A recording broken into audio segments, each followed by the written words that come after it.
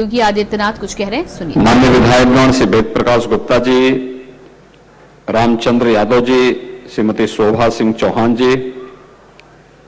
श्री बाबा गोरखनाथ जी,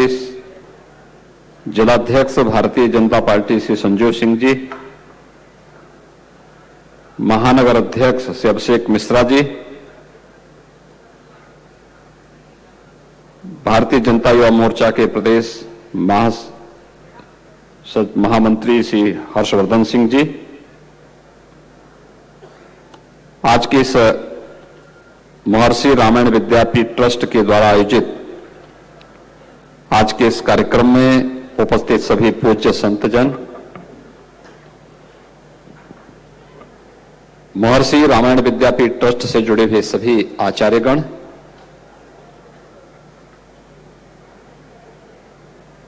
और प्यारे बच्चों, मुझे बहुत प्रसन्नता है कि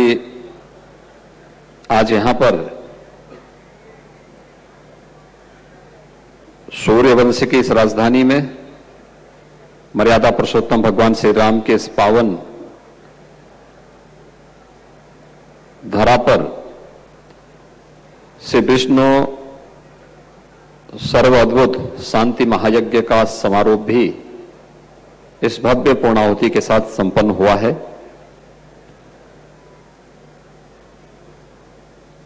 महर्षि महेश योगी जी से मुझे संवाद बनाने का एक अवसर प्राप्त हुआ था 1998 में।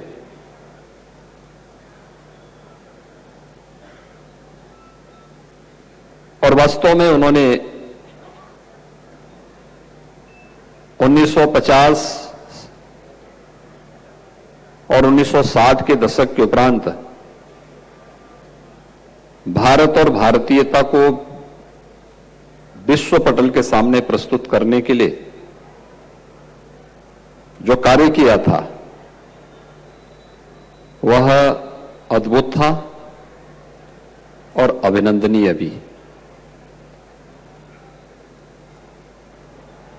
क्योंकि जब दुनिया हमारे बारे में एक बहुत गलत धारणा बनाती थी, भारत के वेदों की परंपरा को, दुनिया के वेद, हम सब जानते हैं कि वेद दुनिया के सबसे प्राचीन ग्रंथ हैं, और एक वेद तो दुनिया में इसको हर एक व्यक्ति ने माना है कि दुनिया का सबसे प्राचीन ग्रंथ है। लेकिन वेदों के बारे में जो दुष्प्रचार दुनिया के अंदर हुआ, लोगों ने जिस प्रकार की गलत तथ्य प्रस्तुत किए, उन सब के बावजूद दुनिया के मंचों पर बेधड़क भारत और भारतीयता के इन मुद्दों को, वेदों की बातों को, रामायण के प्रसंगों को, महाभारत के उद्धरणों को प्रस्तुत करते हुए उन्होंने भारत और भारतीयता के मुद्दे को जिस मजबूती के साथ रखने का कार्य उस कालखंड में किया था, भारत की आयुष पद्धति को दुनिया के सामने रखा था, भारत की योग की परंपरा को जिस मजबूती के साथ दुनिया के सामने रखा था, वह अद्भुत था, अभिनंदनीय था। और योग में भी भावातीत ध्यान के मुद्दे को लेकर के विश्व का ध्यान अपनी ओर आकर्षित किया था। उस कालखंड में जब एक सामान्य व्यक्ति के लिए वहां पर पहुंचना बहुत कठिन था,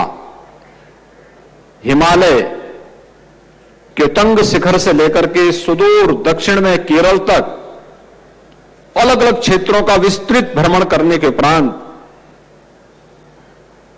दुनिया के सामने फिर भारत और भारतीयता के मुद्दों को बेधड़क रखना, यह हम सब के लिए